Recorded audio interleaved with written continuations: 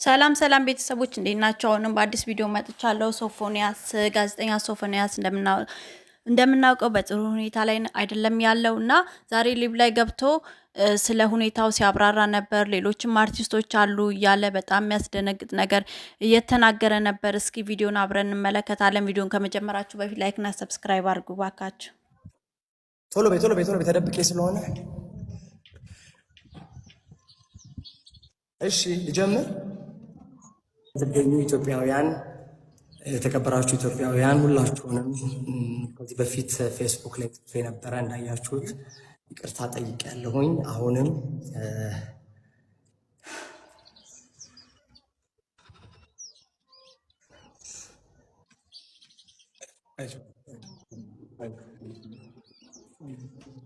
ማልቀስ አልፈልግም፣ ግን በቃ ይቅርታ አድርጉልኝ። እኔ በጣም በምድር ተሰቃይቻለሁ። በጣም እግዚአብሔር ስጋው ደሙን አቅምሶኛል። ቆርብ ያለው አሁን እኔ ህይወቴ ተቀይሯል። ይህንን ብቻ ወቁልኝ። የኢትዮጵያ ህዝብ የካ ኮተቤ ነው የተኛሁት። ኮተቤ መምህራን ኮሌጅን አለፍ ብሎ ያለው ኤካ ኮተቤ ነው ያለሁት። መታችሁ ጠይቁኝ። በጣም ተጎድቻለሁ። ገና እያገገምኩኝ ነው። ሰውነቴም ገና እየተመለሰ ነው። መላው የኢትዮጵያ ህዝብ መልእክቴን አድርሱልኝ እባካችሁ። መታችሁ ጠይቁኝ። ሰው ናፍቆኛል። የኢትዮጵያ ህዝብ ናፍቆኛል። ሰይፉ ፋንታሁን ጋር ገብቼ ይቅርታ ለመጠየቅ በጣም ጓጉቻለሁ። ጤናዬ እንዲመለስ ጸልዩልኝ። ክርስቲያኑ ሙስሊሙም ተዋቶይ ክርስቲያኑ ሙስሊሙ ሁላችሁ ይቅርታ እንድታረጉልኝ እጠይቃለሁ። ሶፎንያስ ወሲሁን ነኝ። ትንሽ ፀጉሬ ስለተላጨው ነው ኮፍያ ያደረኩት። ይቅርታ እንጂ ለእንትን አይደለም፣ እንድሽ ላርጋት እና በጣም በድያችኋለሁ፣ በጣም አስቀይሜያችኋለሁ። ከኔ የማይጠበቅ ስራ ሰርቻለሁ። አንገታችሁን ብዙዎቻችሁን አስደፍቻለሁ። ይቅርታ አድርጉልኝ። ይህንን ቪዲዮ በአሁኑ ሰዓት የምትመለከቱ ቅረጹኝ፣ ስክሪን ሪከርድ አድርጉልኝ፣ ለሰይፉ ፋንታሁን አድርሱልኝ። ሰይፉ ፋንታሁን ከህዝብ ጋር እንዲያስታርቅኝ እጠይቃለሁ። ሰይፉ ፋንታሁን አስወጪው፣ ይሄን ልጅ ይቅርታ አስወጡት። አላወቀኝም አንዱ ይሄ ከዚህ ጋር ያለውን ሜድ ምናምን ማውራት አልቻልኩም። አውጣል አንተ ነው እንዲያስገባ ሆሎ አውጣው እስቲ ናውጣው።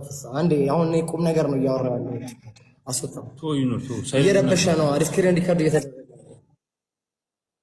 ውጣ። ወይ ዝም በል ወይ እንትን ልበል። ይሄ እኮ ቪዲዮ ነው። ይሄ ቪዲዮ ብዙ ሰው ጋር ይደርሳል። ሼር እንደውም ሪኮኔክት ሆናል። ሶፎንያስ ወሲሁን ነኝ፣ ጋዜጠኛው ነኝ። የኢትዮጵያ ቴሌቪዥን ከናፍቆት ትዕግስቱ ጋር በተለይ ናፍቆት ጋር ረዥም ስራ ሰርተናል። እንደምታስታውሱት የኢትዮጵያ ቴሌቪዥን እና በጣም ብዙ አቅም ያለኝ ልጅ ነኝ። ድጋሚ በሚዲያው ላይ መጥቼ ሚዲያውን ማነቃነቅ የምችል አይነት ሰው ነኝ። እሱን አምናለሁኝ። ፀጉሬ ላሳያችሁ፣ መላጣ ሆኜ ነው እና ጺሜም አድጓል። ገዳም ቆይቼ 6 ወር ስጋው ደሙን ተቀብዬ ድኜ ነው የመጣሁት። በዚህ በጣም ደስተኛ ነኝ። የኢትዮጵያ ህዝብ ደግሞ ይቅርታ ባይ ነው። ሰይፉ ፋንታሁን ጋር ይሄ ቪዲዮ እንዲደርስ አድርጉልኝ፣ ለሰይፉ ንገሩልኝ። ምናልባት ከዚህ በኋላ ሆስፒታል ልቆይ የምችለው 20 ቀን ወይ 15 ቀን ነው የሚሆነው። ምናልባት የአዲስ ዓመት እንግዳው አድርጎኝ ከእናቴ ጋር መድረኩ ላይ ተንበርክኬ የኢትዮጵያን ህዝብ ይቅርታ እንድጠይቅ በዚህ አጋጣሚ ለምናችኋለሁ።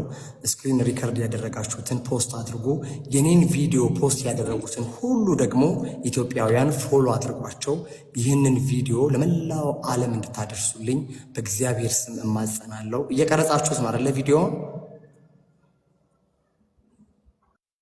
በጣም ጥሩ። ስለዚህ ይህን ቪዲዮ ሪፖስት አድርጉልኝ። ዩቲናስ እና ዶናይ ጋር እንዲደርስ አድርጉልኝ። እኔን ያዋረደው እኔን ወደ ህይወት መንገድ ወደ ተሻለ መንገድ ነው የመለሰኝ። በነገራችሁ ላይ ፍሬዘር ፍቃዱን አልተቀየምኩትም። በዚህ አጋጣሚ ፍሬዘር ፍቃዱ ወንድሜ ነው፣ የአዳማው ያስደበደበኝ ልጅ። በጣም ነው የማመሰግነው። ለትልቅ ክብር ለቁርባን ለስጋው ደሙ እንድበቃ አድርጎኛል።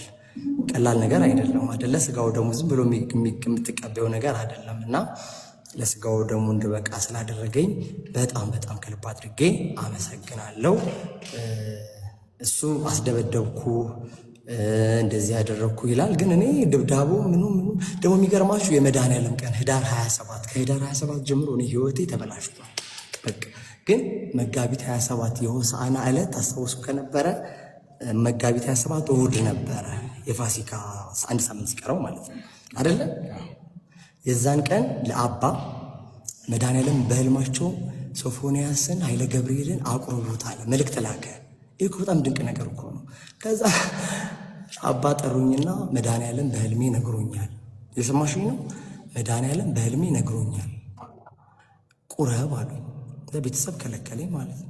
ከዛ እኔ ያልኩ እንደዛ እግዚአብሔርን እንትን ነው የምፈልገው፣ እግዚአብሔር ከጠራኝ ምን ችግር አለው ብዬ ገባው። በቃ ቆረብኩ ማለት ነው። እና በዚህ አጋጣሚ የቆረበች ቆንጅዬ ቀይ ሴት ፀጉሯ ዘንፈል ያለ ካለች ለትዳር ይኸው ባዶ ነው።